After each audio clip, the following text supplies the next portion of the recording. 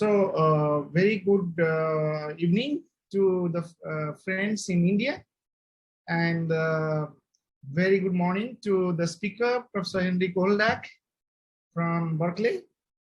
So first of all, on behalf of the WTS team, so my co-convener, Dr. Brajbhushan Singh, my teammates, Puspendra, Satya, and others. So please accept our sincere thanks, Hendrik, for accepting this kind invitation and giving this talk so early in the morning. It's a kind of torture, but I really appreciate that you joined from so far. And this WTS seminar is going very well over a year now. This is the 58th or 59th lecture. And we are really looking forward to a lecture. I think Hendrik is very well known in the community. He doesn't really need a formal introduction, but as a matter of formality, I would just give a brief introduction about him. So Hendrik Ohldag received his PhD degree in experimental physics from the University at Düsseldorf in Düsseldorf, Germany in 2002. He joined the Stanford Synchrotron Radiation Light Source, SSRL, in 1999 as a research assistant as part of his PhD research.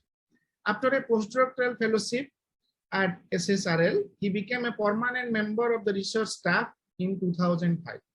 In 2018, he left SSRL to become a staff scientist at the Advanced Light Source Berkeley National Laboratory, Berkeley in US. In addition, he is an adjunct faculty member at the University of California, Santa Cruz and Stanford University. His current research interests include the use of X-ray microscopy to study the dynamic and static properties of complex magnetic materials. He has authored or co-authored over 70 peer-reviewed papers and book chapters which have been cited over 5,000 times. He has participated in the organization of more than 40 international conferences and workshops. Hendrik received the David A. Shelley Award at the ALS for outstanding contribution in using photoemission electron microscopy for the study of magnetic materials in 2006. He is also a fellow of the American Physical Society. So with this very brief introduction, I welcome Hendrik to this webinar and everyone. So please note that during the lecture, we don't take any questions. However, if you have a question, feel free to write that in the chat window or chat box, or just say like, I have a question, or raise a hand, anything is fine. At the end of the lecture, I will take all the questions one by one. So we are really looking forward to a lecture. Again, many thanks, Hendrik. And yeah, so please, it's all yours. Thank you. Yeah, thank you very much for the very nice introduction, Supankar. I have to admit, I'm a little bit out of practice after not traveling talks over the last almost 2 years. But I will give my best to give you an overview about what we do and what we have done over the last couple of years. And really the idea here is to, first of all, give you an introduction about what you can do with synchrotron X-ray microscopy.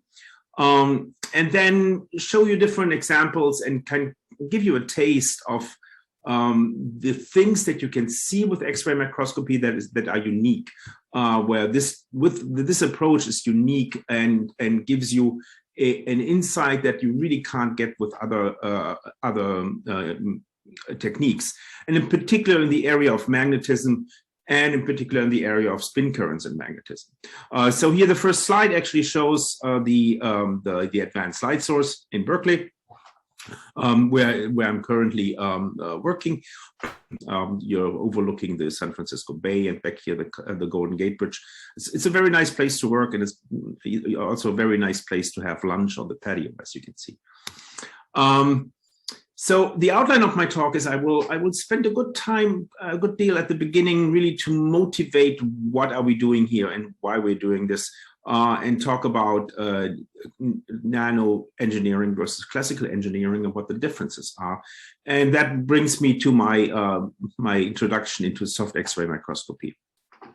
And then there will be two different sections with experiments.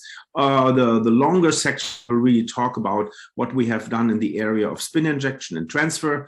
So I will give three examples of static, what I would call static spin injection, and then also an example about dynamic spin injection using spin pumping. And then the last part are just a few slides in which I won't go very much into detail, but which show some beautiful images about how to use X-rays to image spin waves, or to learn something about spin dynamics in bacteria and bacterial switches and so on. Okay, so when we think about nanoscale magnetism, there has been a switch or a different approach in engineering over the last, I would say, 10, 20 years from what we have seen originally. It is very much about looking at the nano world and creating new structures in the nano world. And we can do this in different ways. We can have a lateral nanoscale by using nanostructures, by patterning them with lithography, by using self-assembly, etc., what have you. And so this is what I refer to as the lateral nanoscale. But very often, and this is something that it's really more recently with the advances of electron lithography and what have you, and that you can nowadays write very small structures. We just saw that there are in the chip technology, we are going down to 2 nanometers. So with playing all kinds of tricks, you can do very small things there. But there's another nanostructure, a nanoscale that is often forgotten, and that's the perpendicular nanoscale, and that's thin films. So if you have thin films, if you have a 1 nanometer thin film, at least in one dimension, it's nanoscale. You have the surfaces, particularly you have the interfaces, and lots of interesting things can happen at the interface. And the third nanoscale, and that's even smaller, it's the atomic scale. So meaning if we design materials, now we are getting to the point where it's very important to learn where do the atoms sit, and how homogeneous or heterogeneous your material is. So all of this is very important when it comes to learn about nano, when it comes to designing magnetism on the nanoscale. And really this goes along this paradigm shift in magnetism that I was just talking about. And this is a slide that I always like to show because it really shows where how far we have come over the last 60 years. On the left-hand side, you see a hard drive from 1956. It's the IBM Remac. It was one of the first commercially available hard drives. It's a 5 megabyte hard drive. So it's about, I always say it's about 2 to 3 MP3 songs. It weighs 2,000 pounds. And you couldn't buy it. You had to rent it with an operator for $30,000 a month. So this is really not useful if you want to take it on a run or something like this. And this is actually, by now it's an older picture. It's from 2016. It's a Seagate portable hard drive. It's 5 terabytes, half a pound, $200. So this is a huge increase going from the left side to the right side in capacity, in particular, but in cost efficiency. The density is the capacity is not even that much, but the cost efficiency is gigantic. And the reason really why we can do this is because on the left-hand side you had engineers sitting in a room, and essentially, I always say you had them cutting materials with saws, screwing them together and things like that. Material science really was more like mechanical stability of materials and having them on large scale. However, if we think about material science today and engineering today, we are really designing these materials directly on the atomic scale, on the nanoscale, and this is what allows all these advances. But this is also what makes it necessary that we have completely new characterization tools. We need to, in this complex structure, we need to access single structures. We need to, in a layered structure, we need to be able to look into that layered structure and look below the surface, distinguish components, and resolve dynamic motions to understand these. And this is exactly where X-rays come in, that you have this ability using X-rays with external nanometer wavelength to learn what things that are happening on the nanometer scale, and in particular to look into materials. 6 X-rays can penetrate materials. Together with this development here of magnetic devices, luckily, and this is how synchrotrons became very popular and got an increasingly important role in this area, is that synchrotron sources were developed, and their intensity also increased quite nicely. And just for all of you who have never been to a synchrotron and also who don't know too much about a synchrotron, what you have in a synchrotron is you producing an electron beam with a regular electron gun. And then this electron beam gets injected into a so-called booster ring, where the electrons get accelerated all the way up to the speed of light. And once they are at the speed of light, every time they go around a corner, they emit X-rays. Very much like electrons in a regular antenna that produce radio waves, but these electrons are slow, so to speak. These electrons are traveling at the speed of light, so they're not emitting radio waves, they're emitting X-rays. And they're emitting this everywhere they go around the corner. And the intensity, the brightness of these sources has increased by 15 orders of magnitude by now, and we haven't hit the limit yet. So there are more developments coming down the road. And at the same time, the storage density of like hard drives has also increased, but we really overtook that increase with the synchrotrons, which means while yes, the demands for synchrotron experiments increased, but also their capabilities. And this always brings me to my very brief summary of X-ray microscopy as it is. And you can kind of summarize it in like 4 images. Where you started in 1895 with Konrad Röntgen, and at that time they had an X-ray tube, with which they learned about X-rays and where they used X-rays for the first time. And the intensity was such, and in microscopy, always resolution not only comes with optics, you also need to have the intensity to be able to get enough photons into a small volume or a small area so that you are able to resolve this and have enough contrast and so on and so on. The first X-ray sources were very faint, but they still allowed to distinguish like bones in your hands, a ring, and so on and so on. It took us about 100 years. Going from this image to this image is actually exactly 100 years before X-ray sources were developed and advanced enough so that we could see magnetic domains on a test hard drive. And so this is an IBM hard drive from this generation in 1995 with larger domains and domains down to 1 micrometer, half a micrometer. That was about state of the art at that time. And then a couple of years later, here on the right-hand side, the intensity in the microscopes improved even more. And so we were not only able to see magnetic domains in 2 dimensions, but also in 3 dimensions, meaning you could distinguish between ferromagnetic domains here in blue on the top and antiferromagnetic domains in green down below. And so this is an artist representation of that result. And nowadays we're taking it even a step further. So we are doing dynamics. And with dynamics, what I mean is that we can follow how the magnetization evolved over time. And here we see a little spin wave that I will talk about later. Again, we see a little spin wave that moves at about, I believe, 6.2 gigahertz, which is the frequency here. So at every 150 picosecond, we come back to the original point. So, and again, so this is really what X-ray microscopy is about. You can have this see-through vision. That meaning, if you have a complex structure with different layers, you can address each of these layers individually, because you can not only look at the surface, you can look at through it, and you can distinguish between these components. It's not like they just have a macroscopic view of it.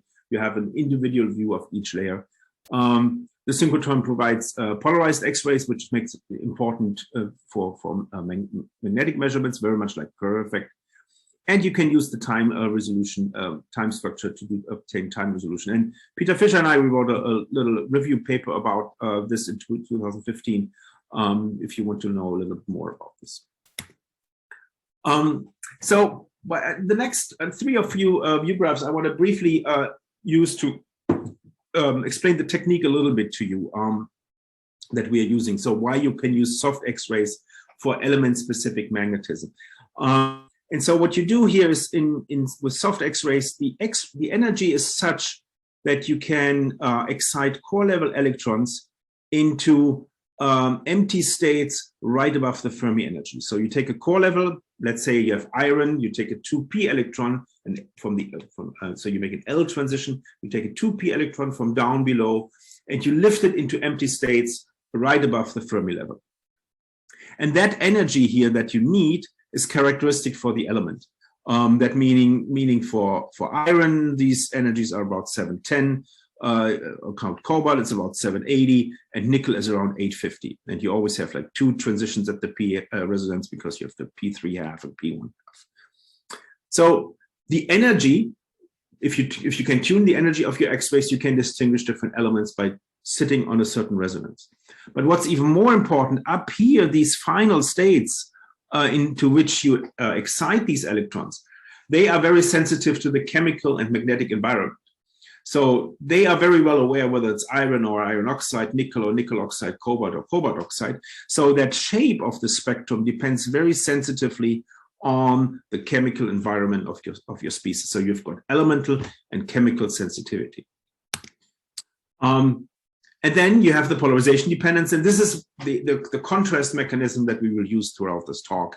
And that's referred to as X-ray magnetic circular dichroism.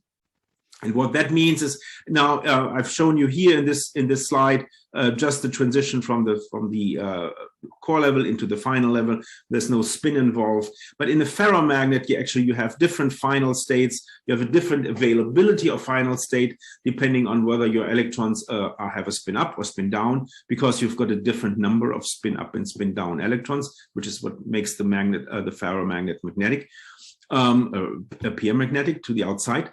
And so by using different helicity, you're either making transitions from spin up states into spin up empty states, or from spin down electrons into spin down empty states. And by doing so, by having this asymmetry of these different states, of these different transitions, you can also characterize magnetic materials.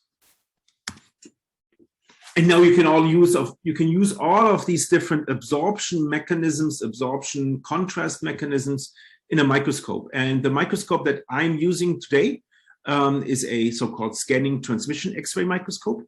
In that, you have an X-ray lens. It's a Fresnel lens that makes a very small spot. It's really just X-rays onto the lens. Lens makes a small spot, and now we are scanning the sample through it.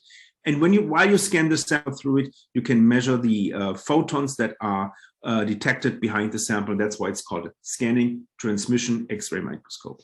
There are also possibilities to do photoelectrons or fluorescence photons, but we are not doing this in general. But you have these options to give you a little bit more bulk sensitivity. The advantage of this microscope is it's a photon, what we call photon in, photon out, meaning you have photon coming in, photon coming out. You're not measuring electrons, which are sensitive to magnetic fields or electric fields. Because we're measuring photons, we can have our sample in various different environments. So it's a very flexible sample environment, and the detection is compatible with magnetic fields and pulses and what have you. And also it has a very simple detector, which is very good for the time resolved measurement. So you don't have a camera. A camera is always slow to read out to a certain extent. We can use a very fast detector, an X-ray detector here, and really read out every photon that's coming out from the synchrotron.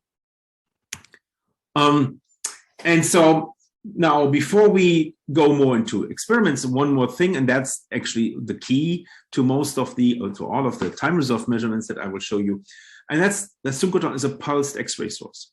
If you remember that little animated GIF that I showed at the beginning, there were like little pulses of electrons coming out of the electron gun that were accelerated, and then they would go around, and that's exactly what happens. So with every X-ray, there's an electron bunch, as we call it, that is injected into the synchrotron, that's going around, and that is producing these X-rays. So it's not a continuous CW source. It is really a pulse source, but it's a pulse source that is very well defined. So we know very well that every pulse is coming every 2.1 nanosecond, for example, at this source, and that these pulses are 50 picosecond long.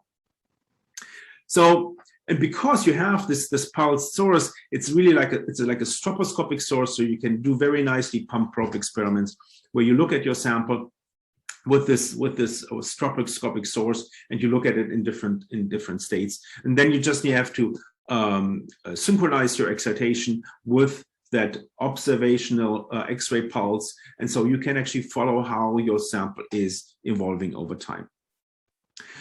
Just point out, and that's a technical detail, and these technical details are explained in more detail here in this paper by Stefano Bonetti, who was a postdoc with us at the time, and who has contributed most to this to the development of this technique and the normalization, the detection approach.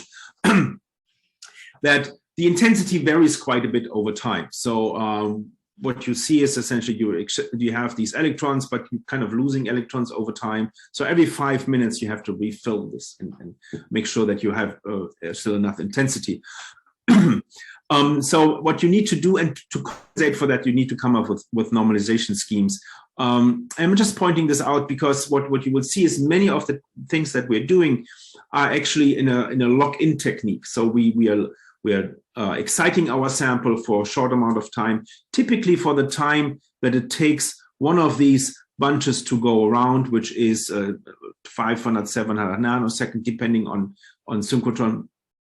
And then we remove this excitation. And then we look at the sample again, and then we excite it again, we remove it again. So by locking into this very high frequency, we are then getting, achieving a very high sensitivity. Okay, good. And with that, I would like to switch over to a couple of experiments that I want to show you. And this first part of, and so there, as I said earlier, there are two parts of experiments. The first part is mostly going about spin injection and transfer, and it's what I would refer to as static spin injection, because in all of these cases, we essentially just running a current through a little magnetic structure and see what happens. And in all of these cases, it's about the current carrying a magnetic moment, and that magnetic moment is doing something to the ferromagnet. And so there are three different situations that I want to discuss. The first one is actually very simple. It's just a polarizing ferromagnet, and we are running a current from this polarizing ferromagnet into a non-magnet, and then taking the current out. And so what we want to see is, how does this spin current now affect the non-magnet? It was always presumed that what actually happens is that the spin current will magnetize the non-magnet, but it's actually hard to see. So how do you do this? You can see the effects if you have a second ferromagnet on top here. Like I will also show, if you have a second ferromagnet on top, you can then inside dynamics, and you have the GMR. So you know, if you have two ferromagnets here, there must be some relation between these two. That spin current generated in the first ferromagnet somehow must get to the second ferromagnet. But how it really does that is something that was an open question for a long time. And so that's why we set out to really see how does a ferromagnet, how does the spin current enter a non-magnet. So yeah, again, the effects of this have been observed a million times with different magnetoresistive effect or transport or any kind of like any kind of transport effects. But what is happening in this non-magnet is something that was open, and that's exactly where the element-specific magnetic approach comes into play. And so we partnered up with people at NYU and Hitachi at the time, which is now Western Digital. And so they made these samples, and these samples were grown on a silicon nitride membrane. And so you have two contacts. You run a current from the bottom contact through our structure into the top contact. Excuse me. And so the structure itself looks like this. So we have a ruthenium layer as a bottom electrode. Then the current runs through a cobalt palladium multilayer, which has a perpendicular magnetic anisotropy. And then there's the copper layer. And the experiment that I will show you, the copper layer is 27 nanometers thick. And then there's a top contact made of gold. So what we will do is now we will run a current through the stack and look at the magnetization in copper. That means we tune our photon energy to the copper absorption resonance. We're looking at circular polarization. And now we switch this current on and off, synchronous with the synchrotron source, with how the buckets go around. And we will see how that absorption signal changes. And that tells us something about the magnetism in the copper. And in the copper only. And actually, we found that this works quite nicely. So here's a top view of this contact. It's a 250 nanometer contact. And now what we see is how the X-ray transmission changes when we turn on when we switch on the copper and modulate the current on and off, as I described earlier. And we see that there's a very small increase with circular polarization of one helicity. And when we switch the helicity of the light, very much like in Kerr effect, you will see a change of the side of the effect. The intensity decreases. The nice thing about XMCD is now that it's quantitative, so we can estimate at least what the size of the moment is. And the size of the moment here is estimated to be smaller than 5 times 10 to the minus 5 Bohr magneton per copper atom in that stack. And that's actually very small. As you know, the regular moment of an atom, of a ferromagnetic atom, is 1 to 2 Bohr magnetons. So it's really like 5 orders of magnitude smaller. What was interesting, and we kind of always expected that it should be bigger. And what we saw is actually now when we do the spectroscopy, let me see. When we do the spectroscopy on these samples, we can now distinguish different copper states and how they contribute. And we were very surprised that we saw 2 peaks in this copper XMCD spectrum. So I should explain this. The gray line here is the copper absorption spectrum. So this is the maximum of the absorption resonance. And then all these little dots here were XMCD spectra measured at different energies. And what we were very surprised about is that we had these 2 different peaks in the XMCD spectrum. And the first peak here is from interfacial copper atoms, while the second peak is from copper atoms in the bulk. And what we could see is that about 50% of the spin polarization is induced already right at the interface. And what that tells you is that once the spin current enters the copper, it already scatters quite a bit at the interface. About half of the spin polarization is already lost at the interface, while only the second half, so because they're roughly similar in intensity here, only the second half enters the bulk and can ultimately propagate to the second ferromagnet and do some work there. And so this was very nice, interesting work that we did, and it shows again very nicely the sensitivity that you can achieve using XMCD. So you can see this very small moment. It gives you the element specificity, so you can really just focus on the copper. And it gives you even this side selectivity by distinguishing different energies. You know, these are states that are right at the interface. These are states that are in the bulk. So you can distinguish between interface and bulk. Okay, but so what we really want to do is we want to put these spin currents to work. And that now goes to these other 2 examples. So you can take the spin current and you can inject it into a second ferromagnet and then do something with it. And so the keyword here is spin torque nano oscillator. So by using this the spin current, you can now apply a torque on a second ferromagnet and excite it and do dynamics with it. I always had a very hard time thinking about this, how this comes about.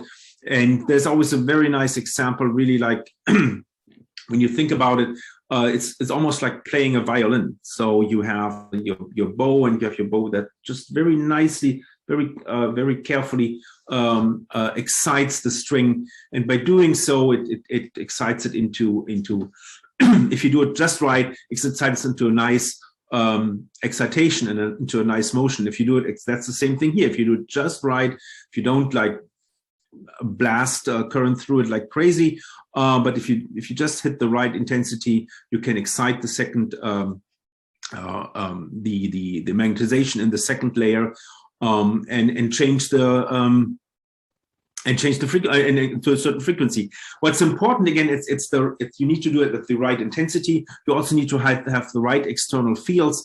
Otherwise, everything sounds very bad, and we know this from a violin. It's very easy to make it sound bad. But again, if you hit the right conditions, you have a nice oscillation there. And so there are essentially two different geometries that you can think about. So you have a geometry where you have everything in plane, and you have a geometry where everything is out of plane. And our idea was to just, can we see and can we distinguish in the microscope what happens in these two different states, and can we maybe find something that is unexpected? And so the first geometry we are looking at is what I would like to refer to as longitudinal geometry. So you have a fixed layer where you create your spin current. Again, we very often use permalloy since it's easy to make. So we apply a very large field of 0.7 Tesla to rotate the magnetization out of plane. And so to get it aligned with the magnetization in the top layer, which in this case, again, was a PMA structure out of cobalt and nickel.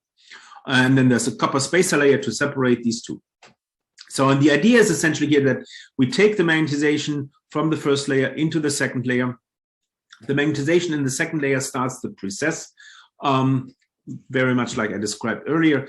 And what you can see is essentially while it's precessing, the precession cone opens, and you can see this reduction in effective magnetization, because what we do is we look with our X-rays from the top.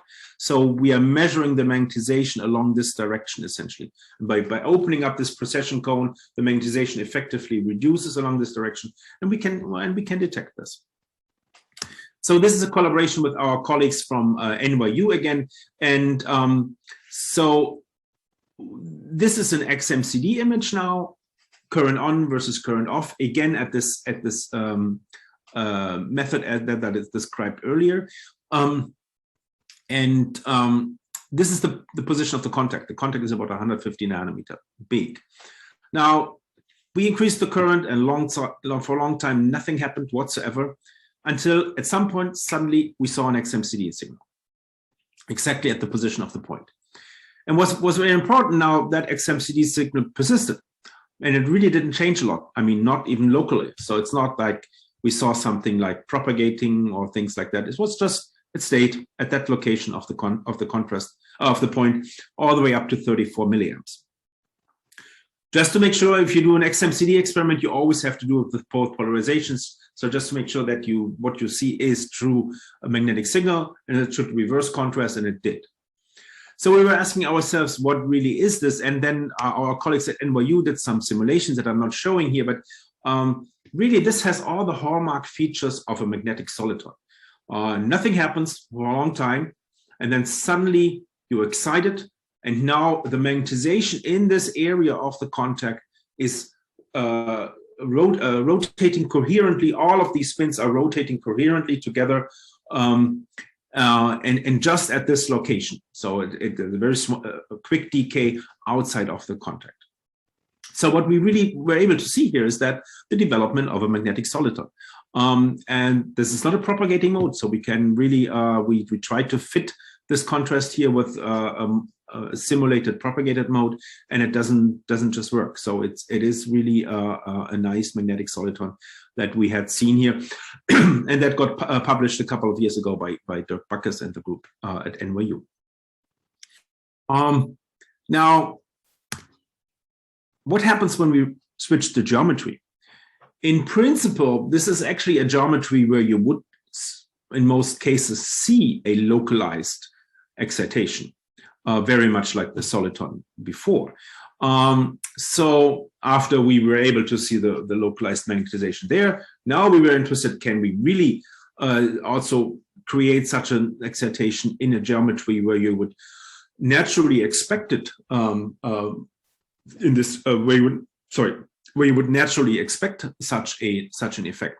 So Stefano Bonetti, who also put this setup together during his PhD, during his postdoc time, he came up with a sample structure that was done with our colleagues at Emory University and Sergei Urajlin there, where we had a contact out of, again, the fixed layer in this case was actually cobalt iron, and then the free layer was permalloy, 5 nanometers of permalloy, and the magnetization is now completely in plane, so we don't need a large field to pull it out of plane. We can just align it into a certain direction with a rather modest field of 70 millitesla.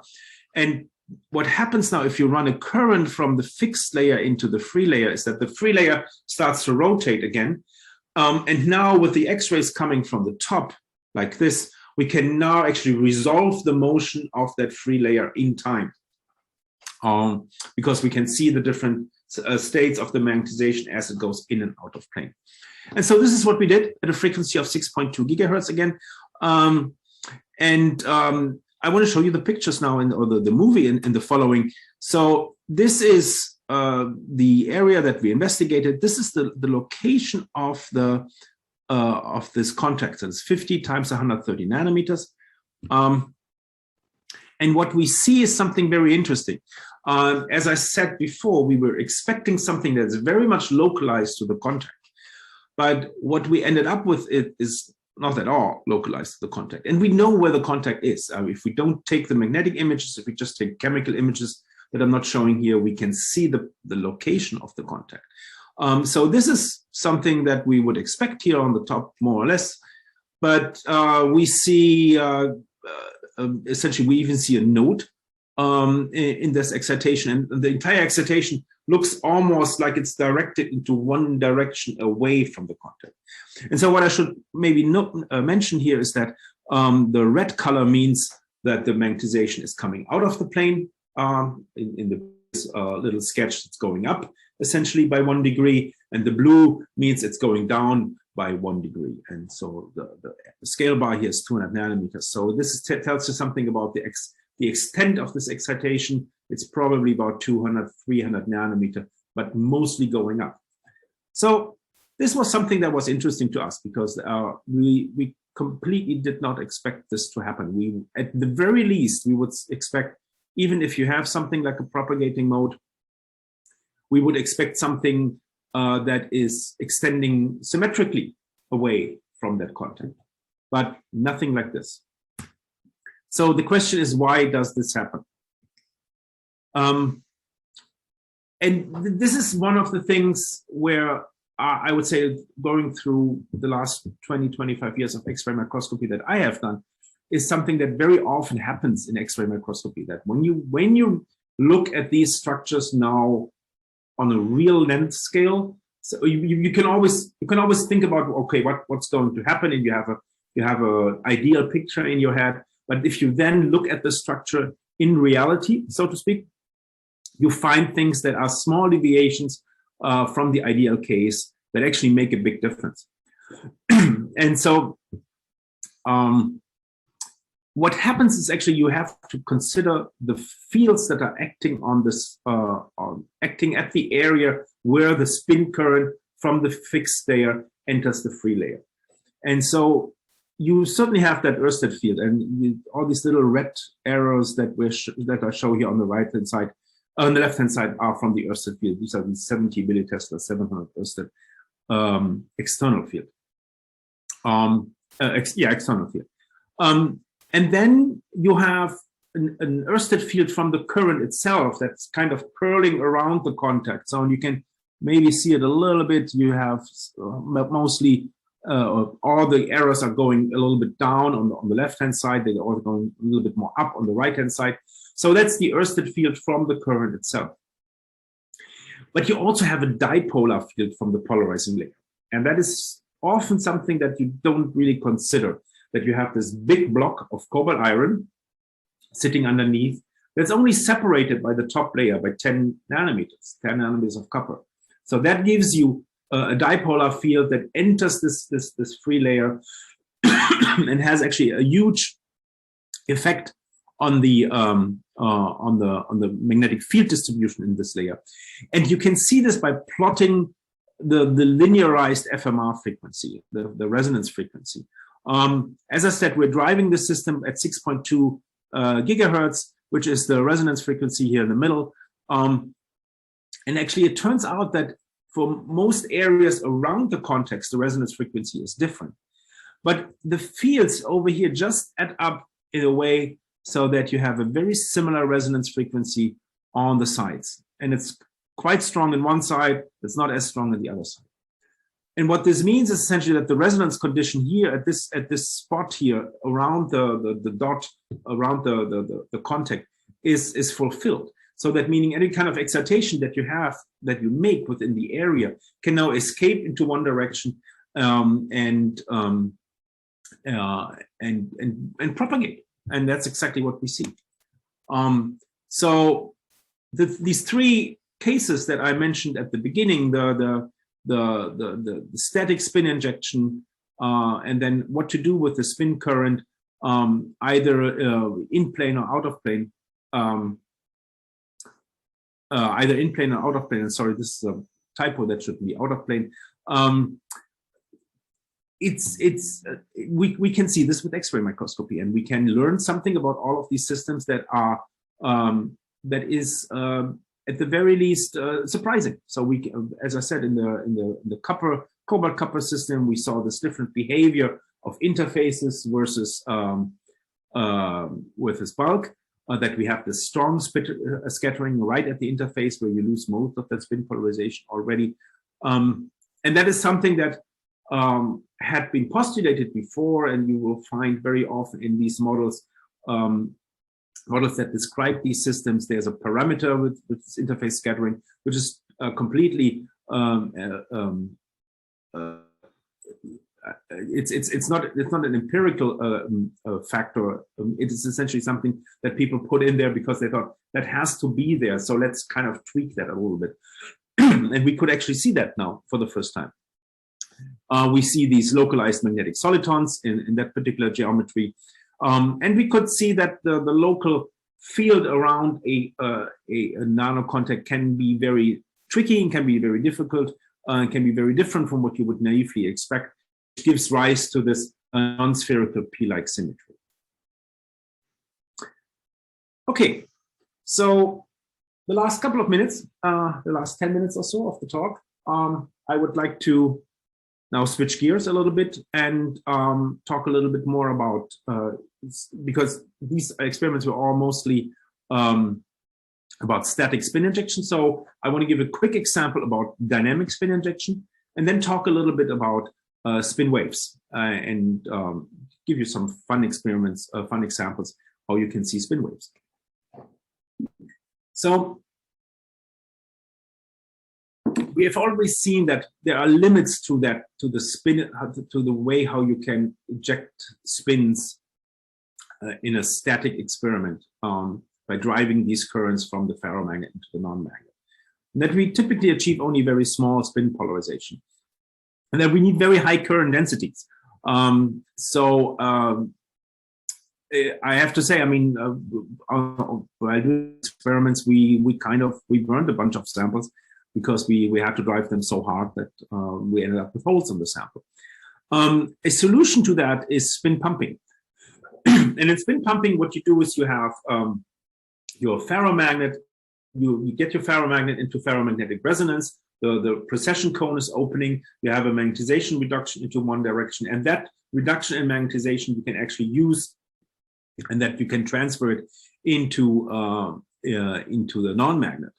And you can actually do this quite efficiently, apparently. So this is again the idea here, that this is much more efficient than the regular static spin injection. And so for that reason, we wanted to also look at this. And with our colleagues from Argonne National Lab and Axel Hoffmann's group, so we started this experiment where we had a permalloy stripe, a small permalloy stripe on a larger, or underneath a larger copper stripe. And we moved this permalloy stripe into resonance, and then looked at what happens to the magnetization in the copper. Okay, and so here are some of the results I show you here on the second slide. They pre-characterized their samples in the lab using VNA. So they looked at where is the resonance frequency depending on the external field that you apply. And we found at about 150 Ørsted, because that was about the frequency of the field that we wanted to look at. They showed that in the conventional FMR measurements in the lab, the resonance is at 4.8 gigahertz. Now we stuck the sample into the microscope at small frequencies or without any frequency. You can just see the elemental contrast. This is where the copper stripe here is in the middle, and this is where the permalloy is. The permalloy stripe is in the middle, and copper is everywhere. At 4 gigahertz, there's nothing really changes. There's a little bit of magnetic contrast here, but this is most likely just a susceptibility. At 4.5 gigahertz, we see a very strong magnetic contrast in the copper arising right underneath on top of that permalloy stripe. But what was surprising, and this is again one of these things where when you then stuck it into the microscope, you learn some things. We still see resonance, or we still see a resonant effect at 4.9 gigahertz. And that effect is actually different because the 4.5 resonance is homogeneous over the entire width of the copper's permalloy stripe. At 4.9, there's a profile. So there's actually no intensity in the middle and all the intensities on the sides.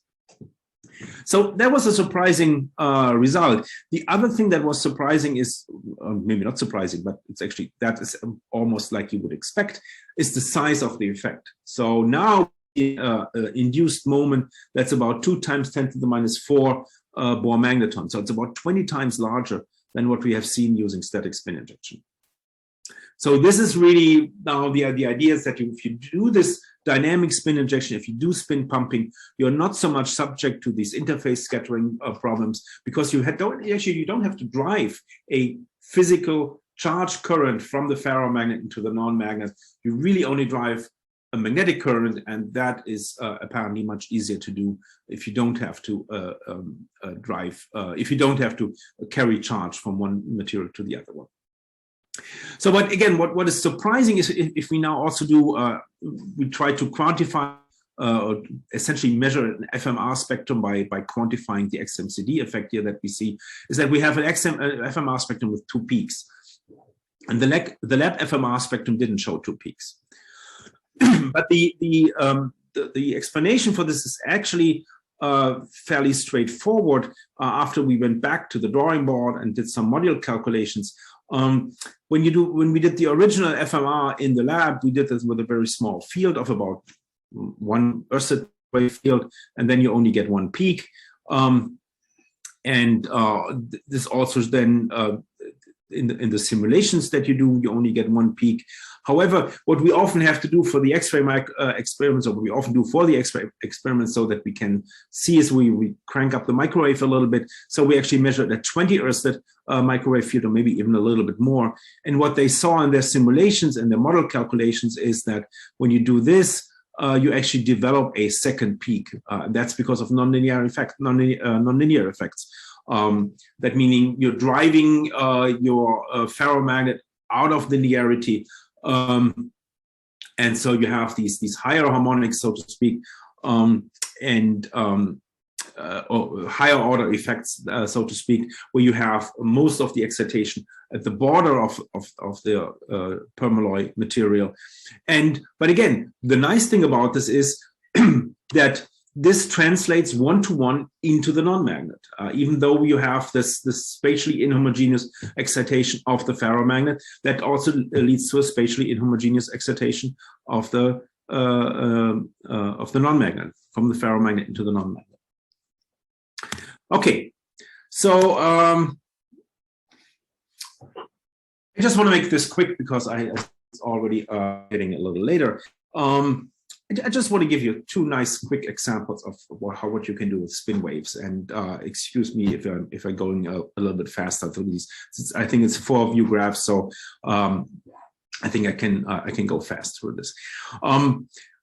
one of the things where we set out this experiment or this setup at the beginning is that we wanted to see spin waves because we thought it would be really fun, and seeing spin waves in action at the nanoscale would be something that nobody else, or not nobody else, but it's going forward with having magnetic logic and so on our minds. That was something that we always thought would be fun to have a tool like this. So, oh, okay. And so together with our colleagues from Duisburg, we worked on this for a little while, that we made magnetic microstructures, typically 5 by 1 micrometer stripes, that were put into a field, and by putting them into a field, you can then and tuning the field, you can then not only excite the basic mode of the FMR. Oops, sorry. You can not only excite the fundamental mode of the FMR like here, but you can also excite higher modes either in one direction or the other direction. And so there are models, there are model calculations for that purpose that people have done. And there's a very nice paper by Banholzer et al. In Nanotechnology 2011. And that was kind of our guiding principle. We can do the same thing. And actually it turns out we can. So if we have these little microstructures and we put them in a field, we can actually see very nicely these different modes, the main mode that I'm not showing here, but also by applying the field in that direction, finding the right frequency, we can see the mode where you have the nodes into the horizontal direction. But we can also see the higher modes into the other direction, the one with three maxima in the amplitude, the one with 5 maxima in the amplitude, which is shown here in 2 and 3.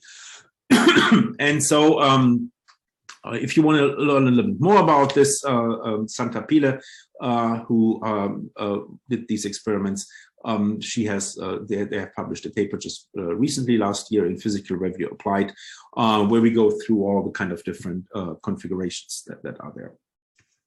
But what it really shows is, and that was important to us, this is actually because of the very high sensitivity of the setup, we can actually get to the 10 picosecond timescale and really see these excitations, which are now, I think it's 9.1 gigahertz. We can follow them in real time. And just let me skip through this slide quick. Just another thing I want to show you is that for a while now, people have postulated that you can use bacteria that you can learn from bacteria who make these very nice magnetite chains on a nanoscale. You see an SEM picture here of such a chain, that is about a micrometer long, and each of these particles is a couple of tens of nanometers. We can look at them with a microscope essentially and also see the chains. We can model them, and now we can put them in the microscope and tune the magnetic field and let different areas of their different spots of the chain light up. And so what you see here is that we reduce the field from 200 down to 108 Tesla sometimes. And for a certain field, we just light up the area over here. Then at 180 millitesla, it's the left and the right. At 168, it's the top and the bottom, and then you get all kind of things. Thomas Fegler has recently published a paper here in Physical Review Research about our initial work in this area, and we are continuing to do this. One of the issues that we have to look a little bit into more is that these materials really don't want to stay where they are. So it's always a little bit tricky when you work with organic materials in a microscope. Okay, so and with that, I would like to come to an end and thank the team. I should point out that most of the work that I have shown you actually has been done using our original microscope and original setup that was located at SLAC, National Accelerator Laboratory, and worked together with Stefano Bonetti and Rupali Kukeja, Joe Shen, and Joe Stur's group, Hermann Dur's group. And we had some very nice groups and very good groups that we worked together with, and the group of Duisburg-Essen. We had a very nice collaboration with them and with Katharina Olives and Michael Fahle, Heiko Wende. Thomas Fegeler, who used to be in this group, and he's now a postdoc at the Advanced Light Source in our microscopy group with David Shapiro as the lead of the group. And then I always, for the last couple of years, I worked together with the group of New York University, Ferran and Dirk Backes and Andrew Kent. And then there are, and nothing works without a big collaboration and people who help you and think with you about the problems that you're facing. So we have also collaborators in Sweden and Emory University and in industry and Argonne National Laboratory. With that, I would like to just leave you with these images and a little summary. And I would take your questions. Okay, thank you so much, Hendrik, for this wonderful overview, really saying the strength of synchrotron we know. And it was a really nice lecture summarizing the exciting things, in particular about spin waves. So the dynamics is more interesting. Synchrotron was more popular at that time just for the imaging of the domains, stormions, but really you take it to the next dimension. So thank you so much for this beautiful lecture. So now it is open for some questions, and I see already a question by Pranav. Pranav, would you like to ask, or I should read it? I can ask. Okay, so thanks a lot for this nice presentation. I had one question related to this FMR local map that you showed in one of the slides. Mm-hmm. So there the frequency was varying from 4 gigahertz all the way to 16 gigahertz. Mm-hmm. And I wonder how can this happen due to the oyster field, because the oyster field is hardly 1 millisecond or less, you know. And oh, sorry. So it's the strongest variation here when you go to these very high fields, and I think maybe the color scale is a little bit misleading, but yeah, it's about 14, 15 gigahertz. That's from the dipolar field underneath. Again, so you have, let me go back here. So you have the cobalt iron 20 nanometer layers underneath here. That gives the polarization, that polarizes the spin current. And then there's only 10 nanometers of copper. So essentially that layer kind of, now this layer has this layer has a dipolar field that goes around like this. And that is essentially the biggest contribution to this, to the magnetic field map. And that's why you can see, I mean, if you look at essentially the thickness of the arrows gives the strength of the field. And here the big blue arrows, that are essentially what's the dipolar field from the polarizing layer. And that drives up the resonance field. So it's essentially 2 Tesla or something like this. Is that high, really? Okay. Uh-huh. Oh, maybe 1.5. But it's really, I mean, you're sitting right on top of the ferromagnet. We're always making, and that we got confused by this as well for a long time, because we always make these nice sketches where we like draw layers and they seem to be very far away from each other, but they're not. I mean, this is essentially like, it's the polarizing contact, it's 50 times 130 nanometers as well. And then it's only 10 nanometers away from the top layer. So it's essentially, it's right on top. So that's what drives the field very high on this. Okay. Yeah. So I had another question related to the same thing. I was, so this is it really a spin wave? Because it does look like that there is like a kind of droplet or something, which is, you know, really flipping in the movie. Mm-hmm. Normally a spin wave will, you know, propagate at least some distance, and there has to be some spatial variation, but it does look like a localized object. So I was wondering whether one can call this as a spin wave. You mean here, this one? Yeah.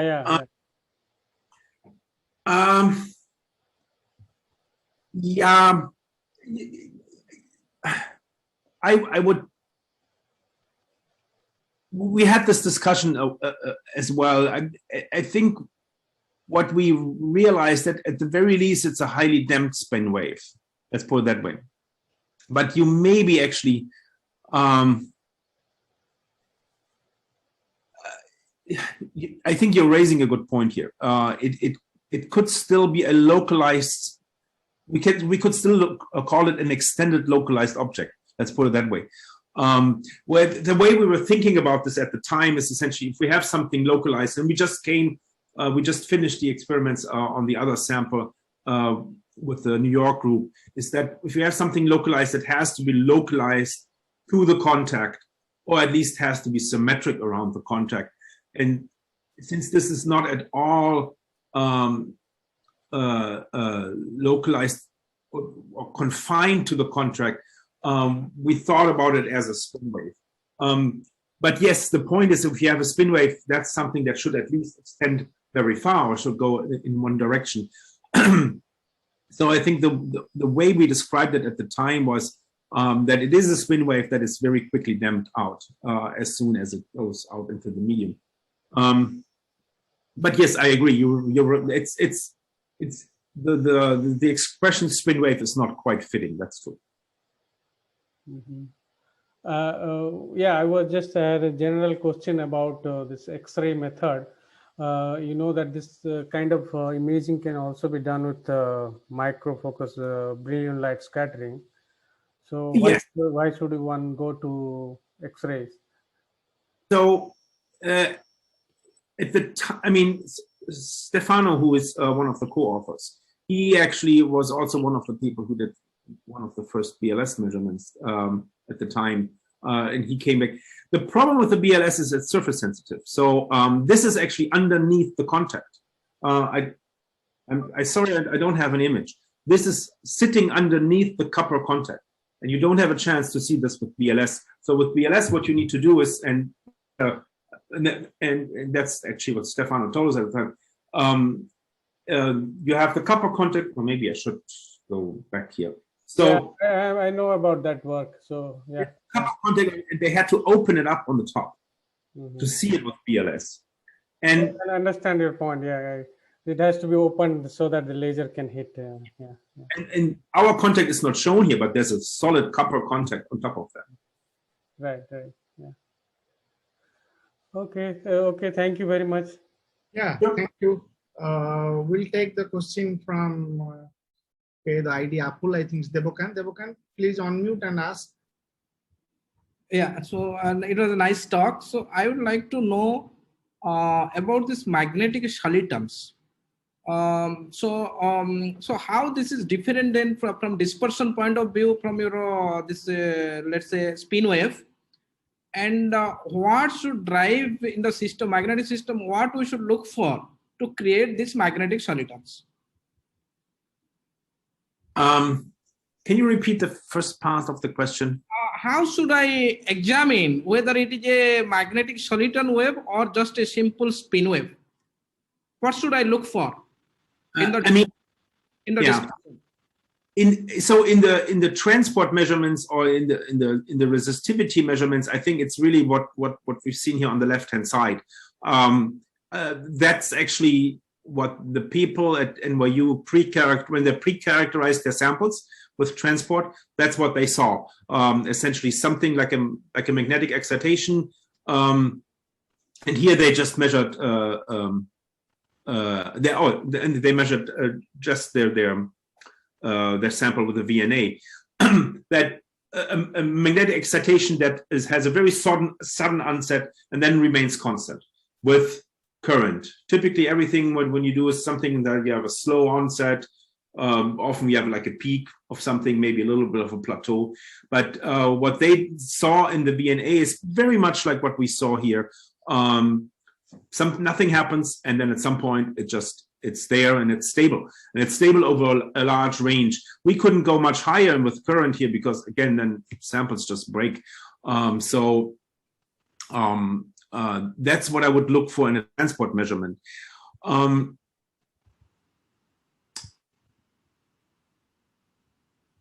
Yes. So again, because if you think about how such a solitron looks like, I mean, it's really like all the magnetization in that area of this 150 or 175 nanometer is rotating coherently together. So this is a very stable dynamic, meaning once you switch it on, it's very hard to turn it off again. That's maybe how I would describe it. All right, but yeah, but what I was asking also, since there is a lot of this X-ray scattering work, so people use RIX, resonant inelastic X-ray scattering, to look for various magnetic excitations like magnons, spinons, those kind of things. So can RIX be used also on a similar footing to distinguish a magnetic solitron wave than the other magnetic excitations? Ooh, that's a good question. I do not have an. I don't have a good answer to that. I would think so. Yes, in the long term, because in RIX you should also be able to pick up magnets. However, I'm not quite sure if RIX has the sensitivity right now to do this. So since I'm not a specialist on RIX, my somewhat uneducated answer here is it has, in theory, it's possible. I am not sure whether it's practically possible nowadays or within the near future. Okay, so basically it is an energy resolution problem. Yeah. All right. Okay, thank you very much. Okay, thanks, Devkant. Is there any question from anybody else? Please just unmute, ask, or raise your hand. I have the one question. Yeah, please, Braj. Yeah, thanks for the nice talk. Actually, I have just one simple question. How are you measuring this cone angle, actually? Magnetization cone angle here you are measuring, you're showing in the image. Okay. So you can, I mean, the XMCD of the pure metals is very well characterized. So we do know that 1 nanometer of material, if you switch it from parallel to anti-parallel, gives you a change in absorption by, I don't know, let's say like 2%.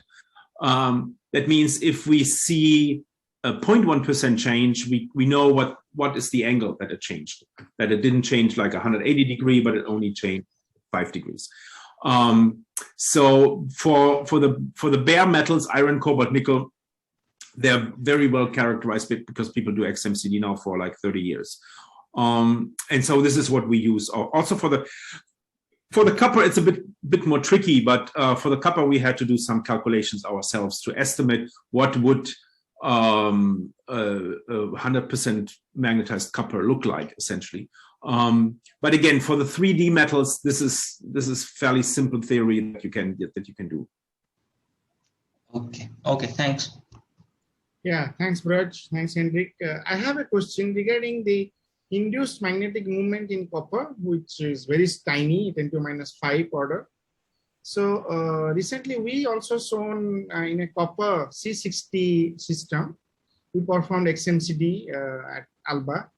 And we saw that the magnetic moment was about 10⁻³ in copper, but the origin behind is this kind of orbital hybridization between the carbon and copper. Mm-hmm. So copper becomes ferromagnetic. In this case, what is the origin that why the copper is getting magnetic moment? So it's in this case, it's really just you have the cobalt. You have a current from cobalt into copper. The cobalt is ferromagnetic, and so now the electrons, the conduction electrons that that go from cobalt into copper have a ferromagnetic spin moment, and they just start to now also magnetizing the copper. And so this is essentially, this was my point here about these two peaks. This energy here is typically associated with conduction electrons in copper, while this is associated with valence electrons, or with valence holes in this case, because we're looking at what holes in. So what really happens here is that you typically a current is carried by electrons that are sitting right at the Fermi level. So in cobalt, these are also electrons that have a spin polarization. So you have more spins one way than the other one. So now you're driving a current, and it's suddenly I'm just saying some numbers here, 80% of the electrons that are entering the copper from the cobalt have a spin up, and 20% have a spin down. And at first, the same thing happens now. These electrons polarize the copper right at the interface, and that's exactly where this first peak comes from here. That you're entering by using conduction electrons, you're magnetizing essentially these interfacial atoms as well. And then because now you have these atoms at the interface magnetized up, that extends a little bit into the bulk. And so that's where the second peak comes from. Okay. I mean, I understood that. Thank you. But what I was asking, like, what was the driving mechanism that the spin current was, first of all, going from cobalt to copper? Because you were not really at the ferromagnetic resonance condition. It just, or did you excite it? Why the spin current was going from cobalt to copper? Oh, we applied the voltage. We really drove. I mean. Okay. So like that part I was missing. All right. Okay, sorry. Like in GMR, I mean, you would essentially you would drive a current from one material into the other. Yeah. All right. I thought it is just static. Okay, now it's clear. Okay, so may Shankar ask just a very quick question, just one doubt. Please. Yeah, so I have a very basic problem in understanding this XMCD because the technique tells that you measure the magnetic moment, elementally magnetic moment at local site. That's what. Yeah. But I have difficulty in understanding in the following way. This is just like a student question I'm asking. When I want to measure any itinerant system, let's say I want to measure magnetic moment site specific for cobalt. And I know because it is an itinerant system, it is not a localized magnetic moment that I measure just like in a Heisenberg system.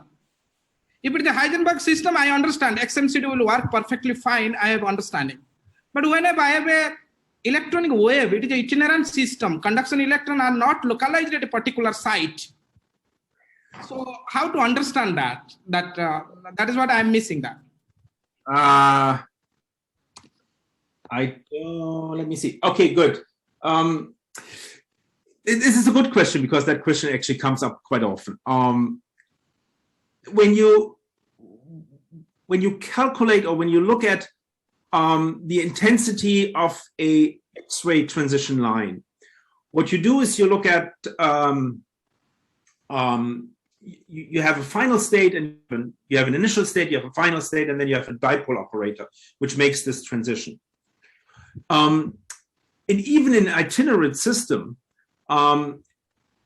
you still need as an initial, so that this transition intensity is not, to make sure that this transition intensity is not zero, you need to make sure that you lift it from an initial state, let's say in this case that has copper symmetry, that comes from a copper atom, into a final state that comes from a copper atom. And it needs to be from the same copper atom. Otherwise, they are orthogonal to each other, and that transition intensity goes to zero. And that's true even in itinerant state, because even in an itinerant state, you still have these localized wave functions, but you just kind of sum them up so that you get into a you them all up so that they kind of wash out. You still have the individual wave functions. That means in this case, you really know that when you lift this electron from, or when you excite this electron from your initial state, and let's make another example. Let's say nickel oxide. You lift it from a nickel 2p. Now you know that it is in a nickel 3 nickel 3d final state, and not by accident in any kind of oxygen. Now, it doesn't need to be necessarily, and that's where the localized really gets a little bit washed out. It doesn't necessarily need to be the same atom because of translational symmetry. It could be the next atom where it ends up. But you still know that it's sitting in a copper atom of that particular copper symmetry that you're excited from. Okay. Does it make sense? Yeah, that makes sense. Okay, thank you very much for clarifying it. Okay, thank you so much. So I think it's about time to stop the question answer, but if you have any further questions, I hope Hendrik will be okay if somebody contacts by email and he can clarify that. So Hendrik, if kindly stop sharing, I like to share my screen. We like to give you present you a small plaque, digital plaque. All right, here we go. So do you see my screen, Hendrik? Yes, I do. All right. So I just read it out. So W2S seminar, webinar series on spintronics, NICER, Bhubaneswar, India, takes pleasure in presenting this plaque to Professor Hendrik Ohldag, Advanced Light Source, LBNL, US, in recognition and appreciation for being a valuable speaker to give a lecture on visualizing spin currents with X-ray microscopy. So it's a small token of appreciation from our team. I really appreciate that you gave this lecture so early in the morning. And I think it was very valuable information for many of our young researchers. So there are about 50 people joined today, and that's a very nice thing. So on behalf of everyone, I again thank you and clap for your excellent talk. And I hope sometime you can join. Well, I understand when the lecture's at 3 o'clock, it's a completely odd time for you. For next week, for instance, it will be same time. So Professor Fenung Yang from Ohio State, he will be giving a lecture next week. So you may join, and I look forward to see you and your group and your colleagues. Feel free to pass the information, and yeah. So thank you so much, all guys. So see you next week, 8 p.m. So until then, take care. Bye-bye. Good night, and have a nice day, Hendrik. Thank you. And just to reiterate, if anybody has questions, please contact me. I'm very happy to answer. Thank you. Bye-bye. Bye-bye. Cheers.